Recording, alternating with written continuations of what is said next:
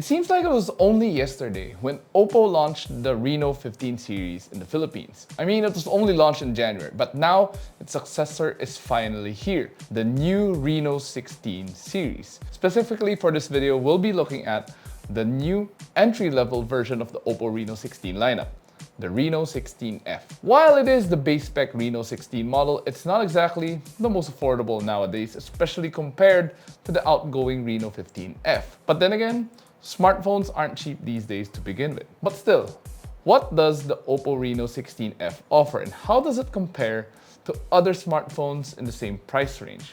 Well, let's find out in this review.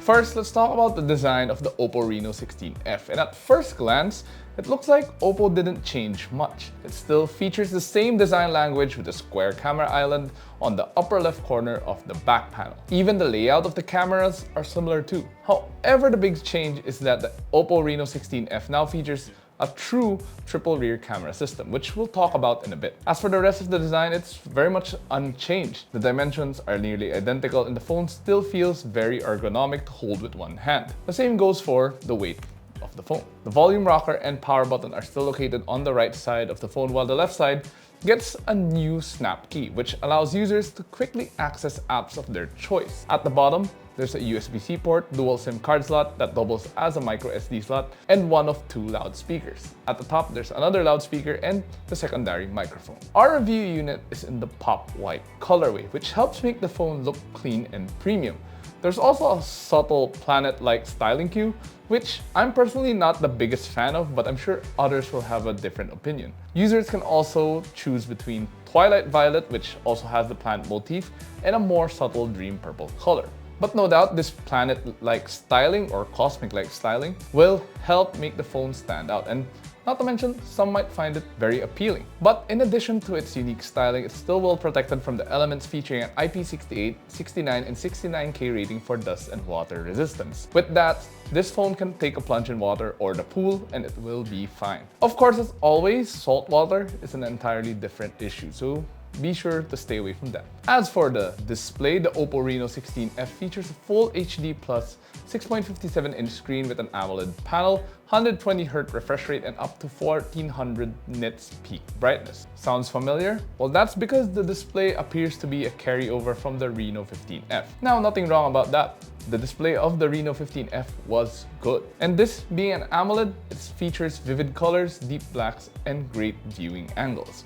We also liked how thin the borders are all around, and it's rather even all around, which gives users more screen space and a better looking display overall. With the dynamic 120Hz refresh rate, everything was smooth, whether it's for scrolling through social media, watching videos, and even playing games. In fact, we found watching videos on this display to be very enjoyable. Whether it's a YouTube series or Reels, we wasted a lot of time doom scrolling on this phone just to pass the time. Not to mention, it also features dual stereo speakers, which are decent. The speakers sound decent, they're not the best, but more importantly, they're loud with the option to bump up the volume to 300%. There's a good soundstage as well as good clarity, but nothing too special that makes it a good audio phone. When users bump the volume to the max, there is a noticeable drop in quality with the sound peaking a bit, but for non-audiophiles, it should be fine as it is. For biometrics, users can choose between an optical under-display fingerprint sensor and face unlock. The fingerprint sensor works fast and so does the face recognition.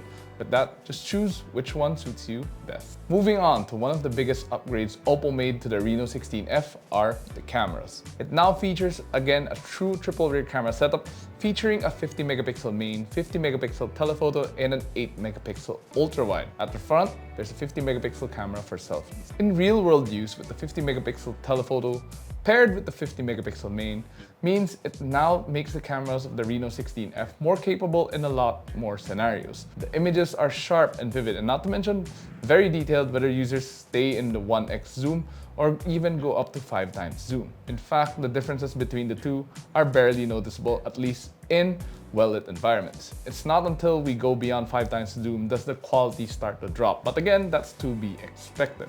Beyond 5 times zoom, there's less clarity, but it's still somewhat usable as long as users aren't that OC or they don't pixel peak. But if you stay within the 3.5x zoom and 1x zoom, there's not a lot of noticeable difference when shooting in low light as well, which is great. With that, the only weak part of the cameras now are the ultra-wide. Even in well-lit environments, the images captured by the ultra-wide aren't as sharp and there's less clarity too. It becomes even more noticeable at night as the images end up looking overly smoothed out, lacking a lot of detail.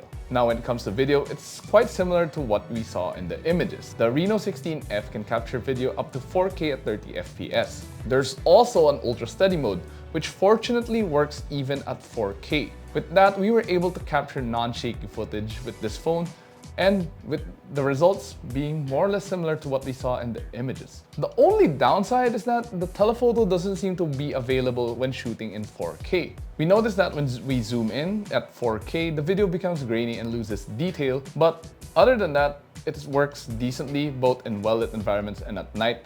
But again, just do take note that majority of the videos we shot were in 4K.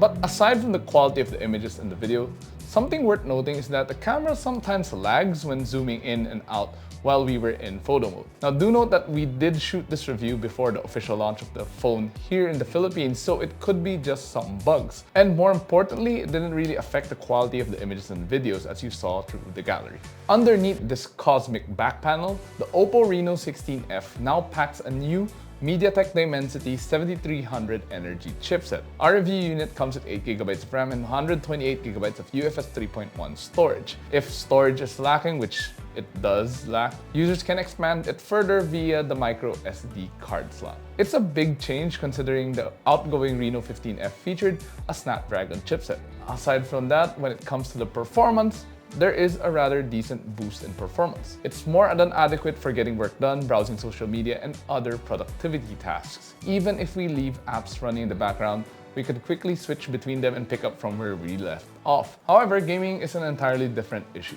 For lighter titles like Mobile Legends, this phone can run it on the max settings, no problem. On more graphic-intensive titles like Genshin Impact, it does have a harder time doing so. We set the graphic settings mostly to medium and 60 FPS in order to have the most enjoyable experience playing Genshin on the Reno16F. Set it any higher and we were starting to experience frame rate drops even when we were just moving the character around the map. It becomes even worse when we tried exploring Tevat or even tried battling against enemies. The phone did heat up too, but it didn't affect gameplay thankfully. So with that, users will have to set their expectations when it comes to gaming on the OPPO Reno16F. And as for the benchmarks, well, they're also improved from before, and users can check them out on screen right now.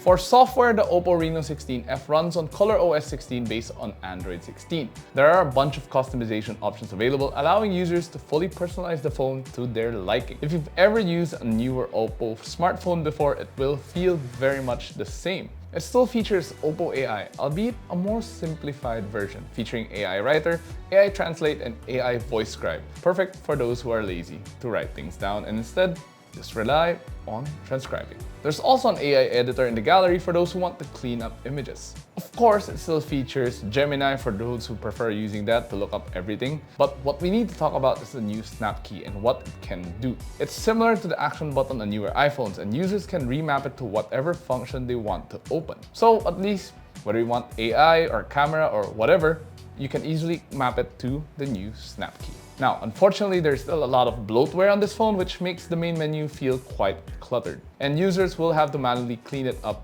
themselves to free up space, which is limited already. Powering the OPPO Reno16F is a large 7000 mAh silicon carbon battery pack, which is coincidentally becoming the normal size of smartphone batteries these days. With that, we had high expectations with the battery life of this phone. Surprisingly though, it had just average battery life at best. From our experience using it every day, the phone drained quite a bit. We used it to take the photos and videos you saw earlier, watch some shows, and even play games, and it drained rather fast. The benchmarks showed similar results too. Our video loop test only recorded 13 hours and 5 minutes of battery life, which is quite a drop from its predecessor. The PC Mark battery benchmark fared a bit better. For charging though, thankfully, it has fast wired charging. The Reno16F features 80-watt fast wired charging and also supports reverse wired charging.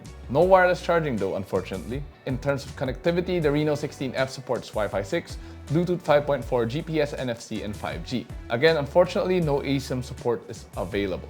Overall, the OPPO Reno16F is a great phone and now matches up to the rest of the Reno16 lineup. It's got a more capable chipset and a new set of cameras that capture amazing photos and videos. The only issue I had was the price. Like, I couldn't believe the price when I first saw it. The OPPO Reno16F starts, and wait for it, at 44,999 pesos for the base 8 plus 128GB variant. If you want the 8 plus 256GB variant, that one costs 49,999 pesos. That's nearly double the price of its predecessor, the Reno15F, which started at just 23,999 pesos for your reference. Now, for those of you who just got the OPPO Reno15F earlier this year, it doesn't make sense to upgrade to the Reno16F yet. The improved cameras and slightly better performing chipset isn't justified for the price increase. And honestly, it's a tough pill to swallow because that's nearly top spec mid-range smartphone levels already. But for those with an older unit and want to upgrade to a decent mid-range OPPO model, well, you won't be disappointed by the 16F because you will be disappointed by the price of the 16 Pro because those are expensive, and you can check out our review of that too. But so far, what do you guys think of the OPPO Reno16F? Overpriced, or do you think the price is just right given the world now? Let us know in the comments below. And of course, if you enjoyed this video, please do drop a like and subscribe to watch more. Don't forget to follow us on our social media platforms, that's Facebook, Instagram, X, and TikTok. And of course, visit yugatech.com for the latest tech news and reviews. Once again, this has been Sai. This has been the OPPO Reno16F, and I'll see you guys in the next video.